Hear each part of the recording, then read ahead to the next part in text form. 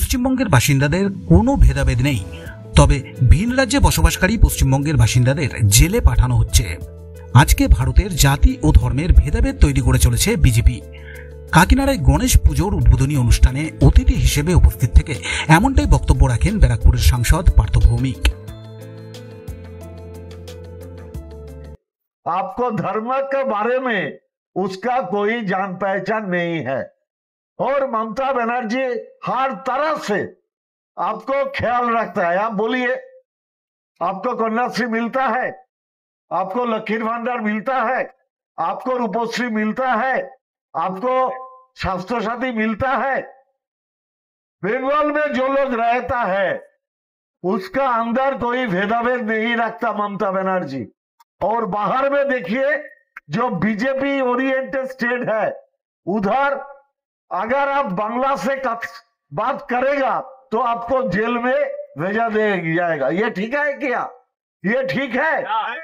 तो वो पहले धर्मों का भेदाभेद कर रहे थे, अब भाषा का भेदाभेद कर रहा है। जो धर्म का भेदाभेद करके और भाषा के भेदाभेद करके कुर्सी पर रहता है, उसके कुर्सी पर रहने के कोई हक है कि नहीं है?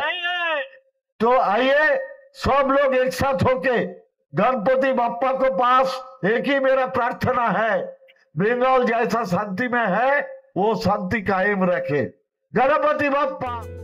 কাকিনাড়ার গণেশ পুজো মানেই এখানে দর্শনার্থীদের কাছে আলাদা আকর্ষণ।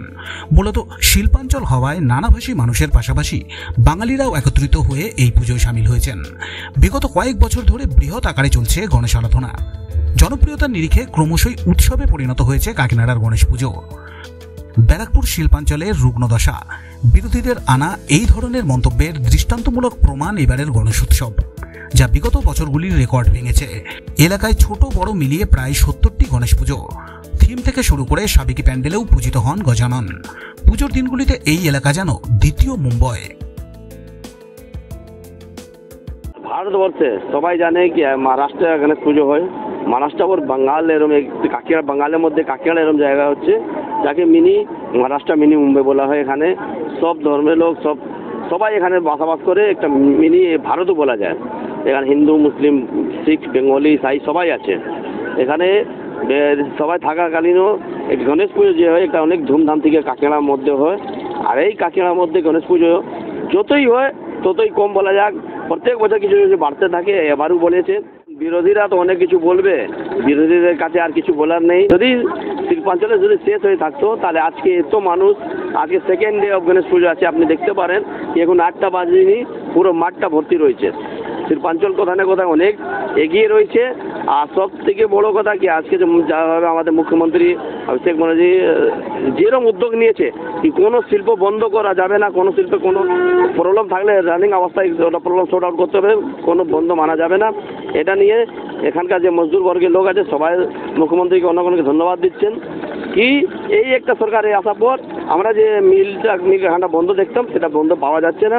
আর পুজোর চুকি সামনে সব মিলটা ভালো চলছে, এই শিল্পাঞ্চল এরিয়াটা ভালো চলছে। আর এরকম চললে সবাই খুশি থাকবে, পুজোটা ভালো হবে। আর আপনিও দেখতে পারেন কি এই জিনিসটা হয়ে যাওয়ার পর আপনি খোঁজ দিয়ে দেখুন, প্রত্যেক বছর যদি ওটা 40টা গণেশ পুজো হতো, 50 হতো, আজকে 70খানা গণেশ পুজো। অথেন্টিক গণেশ পুজো হচ্ছে, ছোটো গাড়ার ছেলে। বড় পুজো 70খানা মতন গণেশ পুজো হচ্ছে।